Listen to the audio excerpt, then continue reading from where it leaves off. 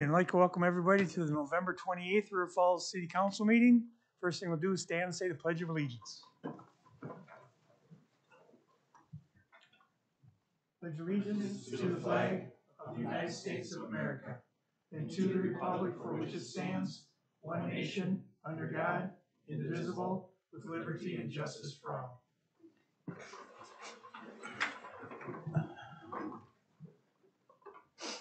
Okay. Christy, can we have a roll call, please? Bierstead. Here.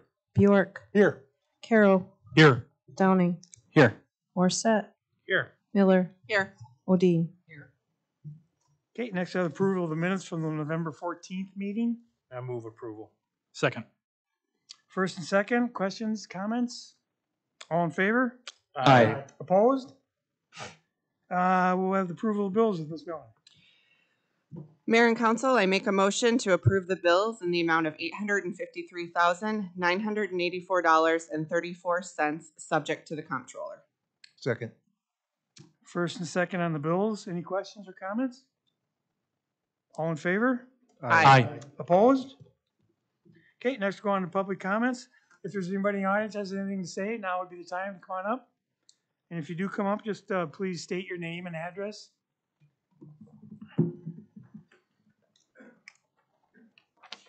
Hello. Hello. Hi. All right. Name is Olivia Barwick. Live at 1015 Morgan Road. My business is at 115 East Walnut Street, which is why I'm here today. Does my 2 minutes start? Oh, wait. I'm sorry. Yes. I have 2 minutes, correct? Okay. No, yep. Yes, go ahead. Okay. Hello, my name is Olivia Barwick, and I am the owner of Waystone Coffee Co. on Walnut Street. I have been in business since March of 2022. I have worked hard for 7 months to rebuild the space with my husband to fit our shop's needs as much as we could. Of course, this process included many panic attacks and crying, including during my honeymoon. Very romantic. I worried that we would never open, and when we did finally have our grand opening, I was so overwhelmed by the outpouring of love from the community that I had another panic attack, worried I would never be able to rise to the expectations of what we should be for our community. Thankfully, I was wrong, and though we still have growing to do, I'm happy to see my regulars come in each day.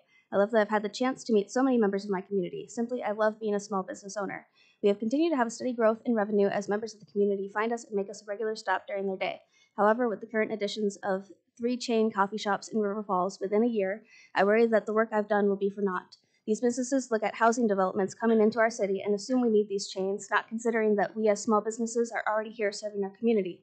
These chains open and make more money in one weekend than I could hope to make in 1 month. Not only that, but these chains also overwork their employees and give little sympathy for requests for time off. People complain about the lack of people wanting to work, but when you treat people like objects and not human beings with lives outside of work, of course they don't want those jobs. Unfortunately, we as small businesses can't afford to pay chain wages or for insurance, and in today's economy, that means our local workforce has no choice but to go to these chains, and I can't fault them for that. I love my community, and I love my business more than anything.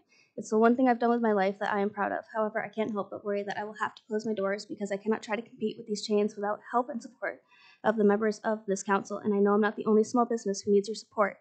Carrie Schreiner has taken the time to talk with me about this, and I've seen her at my shop, but other than that, I have never had a council member come to my shop and introduce themselves or ask how business is going. I have never seen a council member at our chamber meetings to talk with us about our needs. The chamber can only do so much for us. If we are going to keep local businesses in River Falls alive and thriving, we need to see that our local representatives care not just about us, but the community members we serve and hire. Thank you.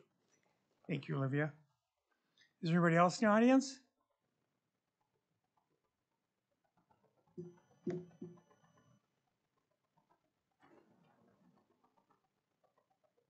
Hi, I'm Melissa Abdou. Many of you know me as Mimi. I live at 859 Brentwood Circle, and I own a business at 113 East Elm Street. I'm here to further support what Olivia has just mentioned before you. As a local business owner, I'm additionally impacted in the way that Olivia mentioned beforehand. I did send an email to Sean Downing, but it was just very recently, so I do not fault him for not having time to respond.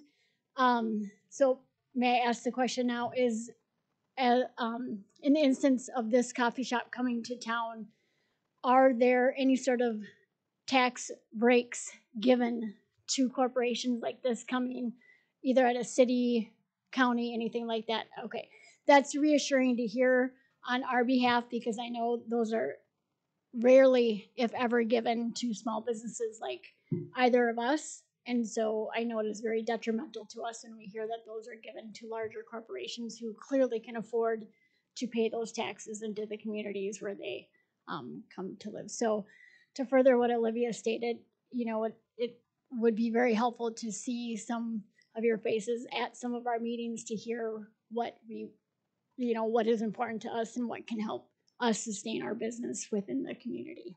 Thank you. Thank you. Anybody else in the audience have anything? Okay. Mr. Mayor, I have a public Yeah, comment. go ahead. If there's any council members that have anything they need to ask or talk about. So this Thursday, November 30th at 4 p.m., we will be having the ceremony for the reopening of Powell Avenue Bridge. And please look at the city sources for all the material. But it should be an example of good government at a federal, state, and local level. And I appreciate the council's work on making that happen. Thank you. Okay, thanks. Okay, we'll close the public, or we'll close the council hearing and open up a public hearing on ordinance 2023-14, amending the traffic control map, adding 8 new school zone signs for the Renaissance Academy and a speed limit sign at 1223 West Division Street. This is a second reading of disposition. Is there anybody in the audience has anything like to say about this? Okay, we'll close the public hearing and reopen the council hearing, and I will take a motion on this. I move to approve. Second. 2023-14. Second. Okay, first and second, questions or comments? One comment. I've encouraged the city to consider putting a digital sign in the West Division location where the school zone is. I know that that process is more detailed than those people would understand. And Mr. Simpson, would you be able to elaborate just a little bit briefly on how that process works and the determination of that?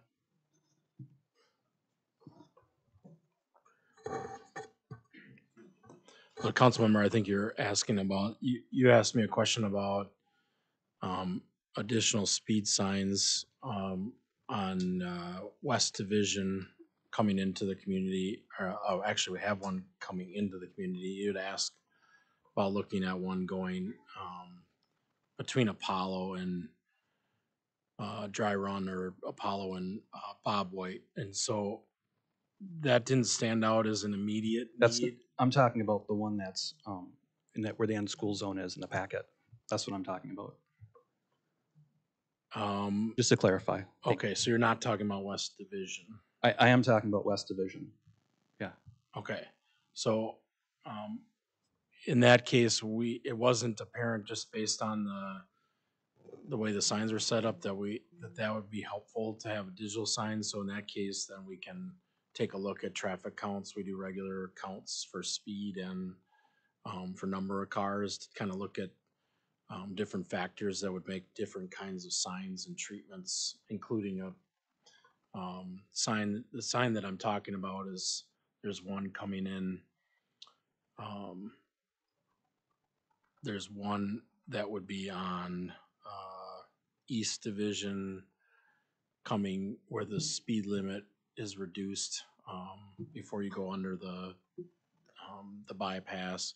And we have a couple other in town. So we don't have a set process. We don't have a traffic committee or something of citizens that looks at things. So essentially those are handled administratively, either based on something city engineer observes, or perhaps police chief or somebody observes an area where they think some different treatments might be warranted, and then they'll take a look at that based on what they know from some of the scientific studies on how people react to different signs. I appreciate your answer. And part of my concern stems from the traffic study that was already done. At 20% increased speeding from 5 miles per hour over the speed limit, and potentially more, I should say. I know that that number will grow with more apartments going into Mann Valley, and that's why I'm strongly encouraging a digital sign. And I appreciate you responding to my questions. Thank you. Yeah, and I guess I'll elaborate just a little bit that there's both art and science involved in traffic control and placing different signs and painting curves or not painting curves and sidewalks and crosswalks. River Falls has tended to rely more on the science side and taken a pretty conservative approach, both for budgetary reasons, because once you put a sign up, you're gonna maintain it. It's hard to take them down. Neighborhoods, get used to them. But also just because we've relied on a lot of the scientific reports about whether signs are making an impact or not. So we've tried to put them in the places we think they're gonna have the best impact and the best result. Thank you. Anybody else have anything on this? Okay, all in favor? Aye. Opposed? Okay, close council hearing and reopen a public hearing on ordinance 2023-15. This is an ordinance rezoning certain city-owned lands in the Mann Valley Corporate Park to Corporate Park District.